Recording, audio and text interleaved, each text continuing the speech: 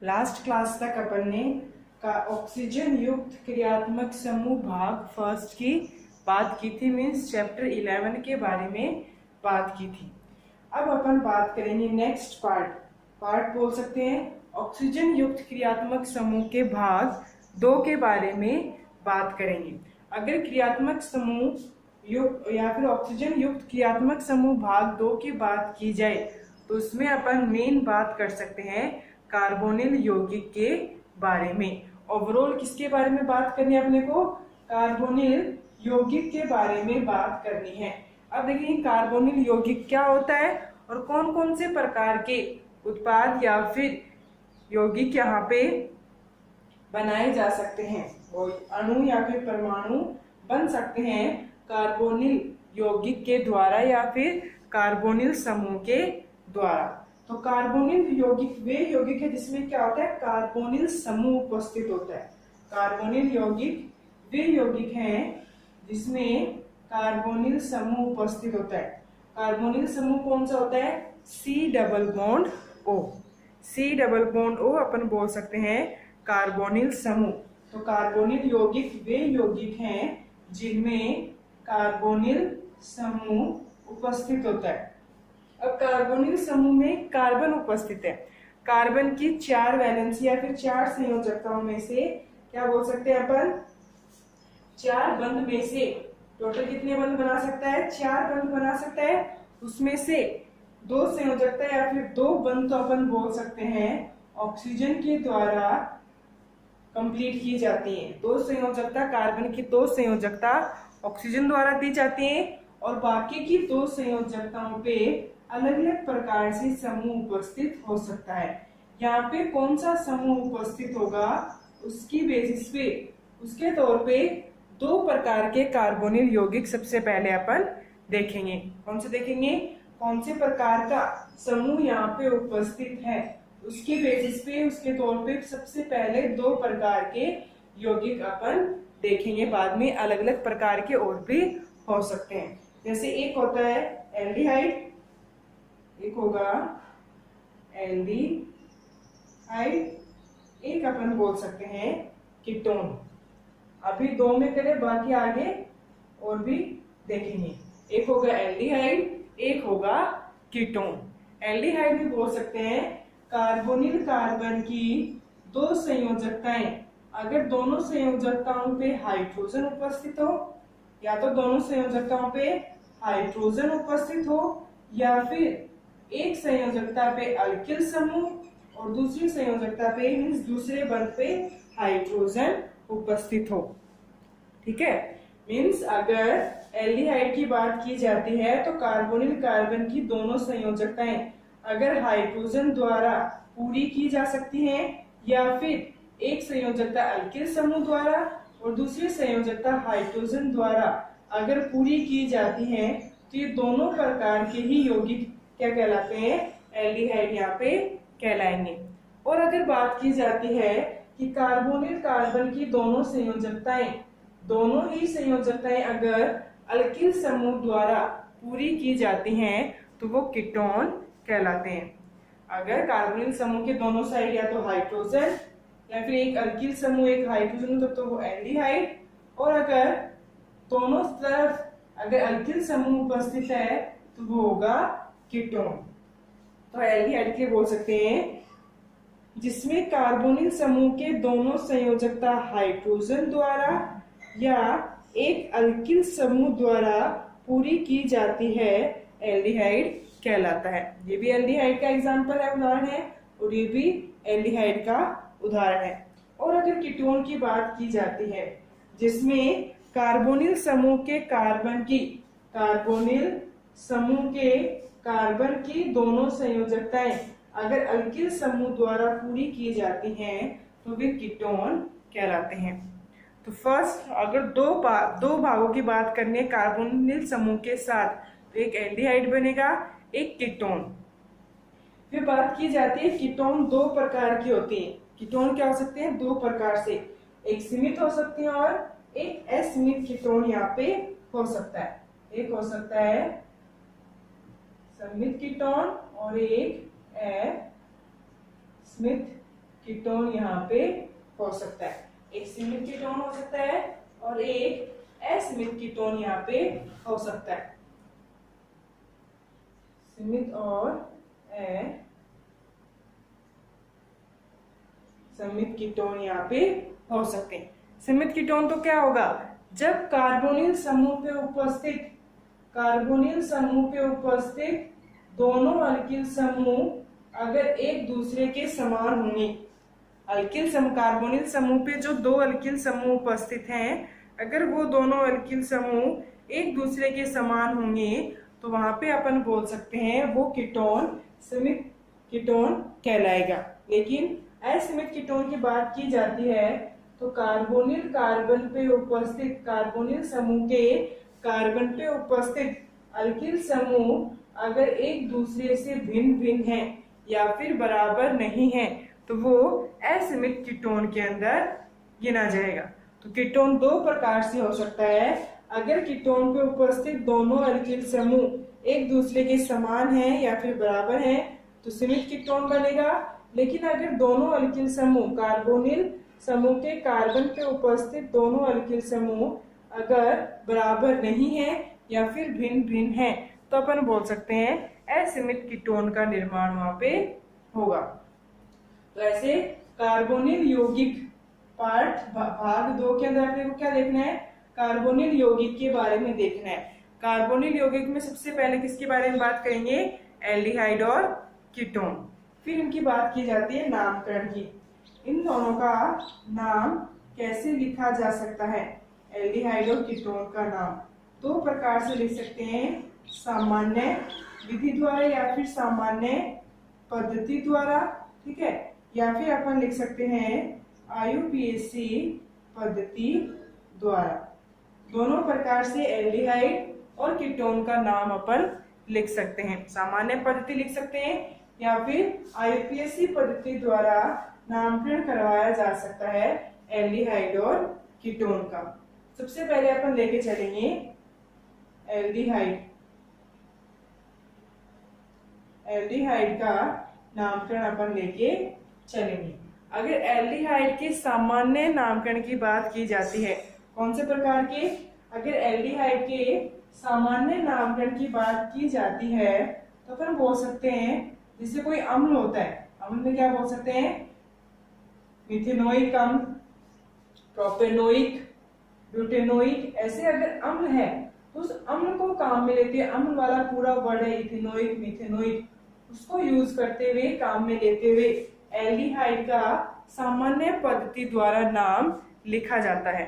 जैसे अपन यहाँ पे बात करेंगे HCH, एल्डिहाइड है, C double bond O, H और H दोनों तरफ कार्बोनिल कार्बन के दोनों तरफ हाइड्रोजन उपस्थित है, मीन्स एल्डिहाइड का काम यहाँ पे कर रहा है। जैसे अपन बोल सकते हैं अगर ये एसिड की फॉर्म में होता HC double bond O, OH ऐसे होता, H की बजाय क्या होता OH। अगर अम्ल के रूप में ये होता तो इसका नाम आता फॉर्मिलिक अम्ल। क्या बोलते हैं इसका नाम, फॉर्मिलिक अम्ल इसका नाम बोला जाता।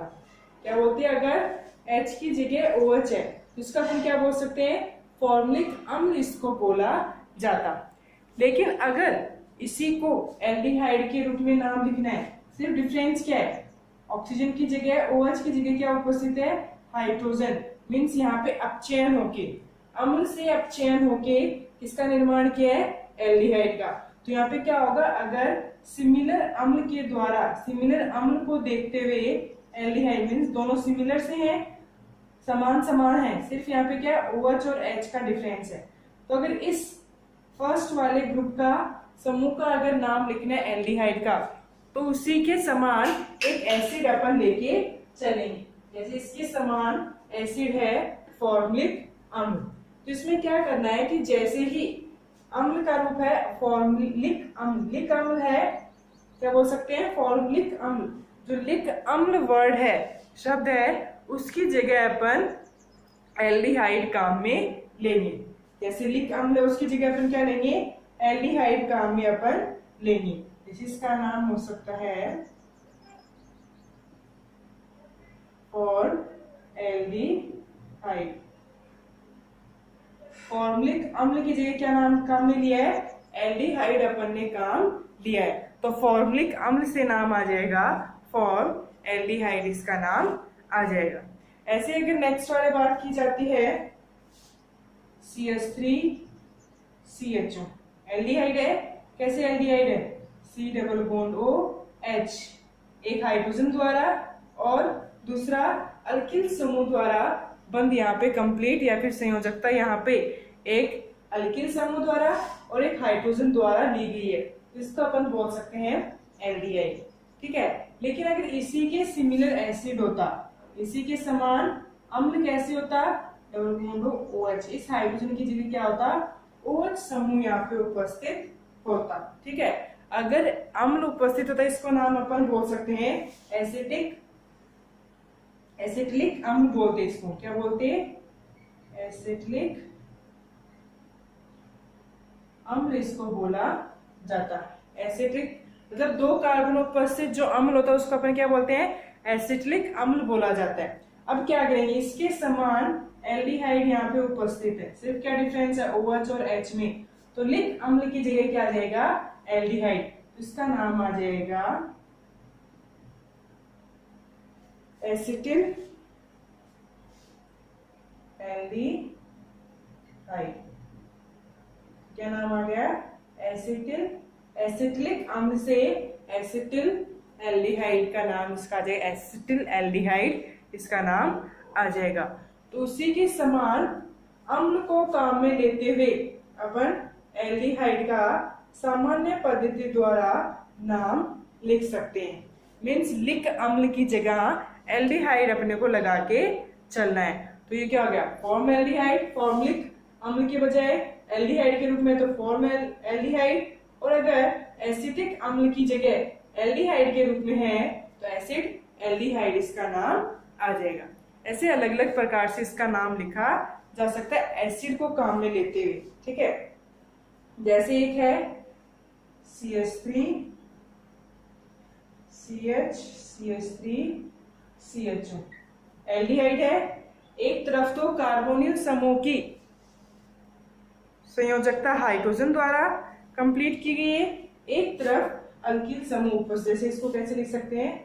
CHO को C डबल बॉन्ड OH ऐसे उपस्थित है, ये अल्किल समूह, ये हाइड्रोजन, कार्बोनिल कार्बन के एक साइड हाइड्रोजन और एक साइड अल्किल समूह उपस्थित है, तो ये है एल्डिहाइड के रूप में। इसका नाम अगर एसिड के रूप में होता, ये अगर एसिड के रूप में होता तो कैसे होता? CH3CH3 C double bond OH के रूप में होता। H की जगह क्या हो जाता? अगर अम्ल के रूप में होता तो OH वहां पे आता। इसका नाम अगर इसमें अम्ल के रूप में लिखते, इसका नाम आता आइसोब्यूटेरिक अम्ल। क्या लिखते इसका? आइसोब्यूट। कौन सा जगह? ब्यूटाइल समूह 4 कार्बन है, तो आइसोब्यूटेरिक अम्ल, ब्यूटेरिक अम्ल इसका नाम आता है। यहाँ पे रिक की जगह अपन क्या यूज करेंगे? एल्डिहाइड। आइसोब्यूटेरिक अम्ल की जगह अपन क्या यूज करेंगे? रिक अम्ल की जगह अपन काम में लेंगे एल्डिहाइड, इसका नाम आएगा आइसोब्यूटेट एल्डिहाइड। क्या देगा? आइसोब्यूटेट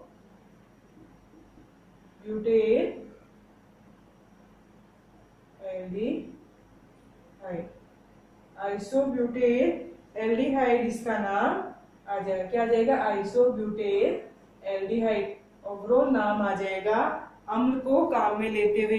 तो अम्ल के द्वारा अपन इसका नाम लिख सकते हैं एल्डिहाइड का नाम। तो अम्ल में जो लिक अम्ल या फिर आइसोब्यूटेरिक रिक अम्ल जो है उसकी जगह अपन रिक या फिर लिक अम्ल की जगह अपन एल्डिहाइड शब्द काम में यहाँ पे लेके चलेंगे, ताकि सामान्य पद्धति द्वारा एल्डिहाइड का नाम लिखा जा सके। फिर नेक्स्ट आईयूपीएसी पद्धति के बारे में बात करना है। अगर एल्डिहाइड की आईयूपीएसी पद्धति के बारे में बात करना है तो वहां पे अपन बोल सकते हैं एक एल अल अनुलग्न लगा के चलते हैं। कौन सा अनुलग्न लगा के चलते हैं? अल। जैसे अगर मीथेन पे एल्डिहाइड है तो मिथेनल, इथेन के द्वारा एल्डिहाइड समूह है तो इथेनल, प्रोपेनल, ब्यूटेनल, ऐसे अपन अल एक क्या बोलेंगे यहाँ पे अनुलग्न यहाँ पे लगा के चलेंगे अल्किल समूह के साथ। जो भी अल्किल समूह वो अपन देखेंगे पहले, और फिर उस अल्किल समूह के साथ अल नामक अनुलग्न अपन लगा के चलेंगे। जैसे एग्जाम्पल के रूप में देख सकते हो, उदाहरण के रूप में ये तो था सामान्य पद्धति द्वारा एल्डिहाइड का नामकरण। अब अपन देखेंगे आईपीएसी पद्धति द्वारा एल्डिहाइड का नामकरण। आईपीएसी द्वारा कैसे नाम लिखा जा सकता है एल्डिहाइड का। तो यहाँ पे देखेंगे एक अल अनुलग्न अपन यहाँ पे लगा के चलेंगे। जैसे पहले आ गया CH3CHO हुई, अगर CH3 नहीं HCHO, HCHO इसको ऐसे लिख सकते हैं, ठीक है। HCHO को ऐसे कैसे लिख सकते हैं? जैसे इसी को अपन क्या लिख सकते हैं HCHO। तो अपने को पता होना चाहिए दो बंध तो हाइड्रोजन द्वारा है और बाकी के दो बंध कार्बन के किसके द्वारा है? ऑक्सीजन द्वारा। तो हमेशा ऐसे ही लिखा जाएगा ये वाला एल्डिहाइड। कोई भी आपको स्पेसिफिक डबल बॉन्ड बना के नहीं देगा कार्बन के ऊपर। तो ये अगर इसका सामान्य नाम बोला जाए तो फॉर्मुलिक अम्ल द्वारा फॉर एल्डिहाइड इसका नाम आएगा। लेकिन अपने को यहाँ पे बात करनी है आईयूपीएसी नॉमेनक्लेचर या फिर आईयूपीएसी नामकरण के बारे में। तो आईयूपीएसी नामकरण में अपन अल्किल समूह के साथ एक अल अनुलग्न लगा के चलेंगे। लास्ट में क्या यूज करेंगे? अल। जैसे होता है कौन सा अल्किल समूह यहाँ पे उपस्थित है? एक कार्बन है तो मीथेन, ठीक है। तो यहाँ पे आ जाएगा मीथेन आ गया, लेकिन एल्डिहाइड की वजह से यहाँ पे क्या लगेगा? अल। तो ये आ जाएगा मिथेनल, इसका आईयूपीएसी नेम आ जाएगा। फिर नेक्स्ट बात अगर CH3CHO की बात आती है, इसको अपन कैसे लिख सकते हैं? CH3C double bond OH। ये भी एल्डिहाइड है। और कौन से प्रकार का एल्डिहाइड? दो कार्बन यहाँ पे उपस्थित है, मीन्स इथेन समूह यहाँ पे उपस्थित है। तो दो कार्बन के लिए अपन एथेन लिख सकते हैं। क्या लिख सकते हैं? दो कार्बन के लिए अपन एथेन लिख सकते हैं। एथेन आ गया, लेकिन एल्डिहाइड समूह उपस्थित है तो अल अनुलग्न अपन लगाएंगे तो क्या आ जाएगा? इथेनल, इसका आईयूपीएसी नेम आ जाएगा। फिर अगर बात की जाती है CH3 CH2 CH2 CHO, कितने कार्बन हो गए? टोटल 4 कार्बन हो गए। कितने हो गए? 1 2 3 4 कार्बन है। तो इसका अगर 4 कार्बन के लिए नाम लिखा जाए तो क्या होता है? ब्यूटेन। 4 कार्बन के लिए नाम क्या होगा? ब्यूटेन। लेकिन यहाँ पे एल्डिहाइड समूह उपस्थित है तो क्या आ जाएगा? एल अनुलग्न द्वारा ब्यूटेनल, इसका नाम आ जाएगा। मिथेनल, एथेनल, ब्यूटेनल, इसका नाम अपन लिख सकते हैं।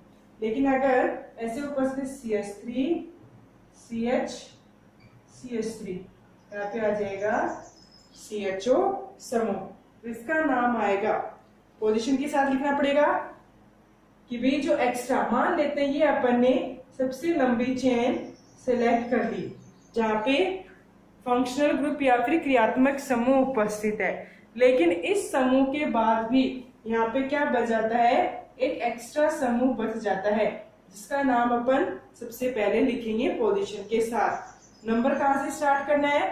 कार्बोनिल समूह को पहला नंबर देना है। क्या बोल सकते हैं? कार्बोनिल समूह कार्बोनिल समूह के कार्बन को अपने को पहला नंबर देके चलना है। या फिर अपन बोल सकते हैं कार्बोनिल समूह उपस्थित कार्बन को सबसे कम नंबर मिलना चाहिए। यहाँ पे क्या होगा? कार्बन 1, ये 2 और ये 3। तो दूसरे कार्बन पे क्या उपस्थित है? मीथेन समूह उपस्थित है। तो सबसे पहले तो इस एक्स्ट्रा समूह के बारे में बात करनी है। एक्स्ट्रा समूह के बारे में बात करेंगे मतलब उसकी पोजीशन के साथ, उसकी जगह के नंबर के साथ उसका नाम लिख दिया जाएगा।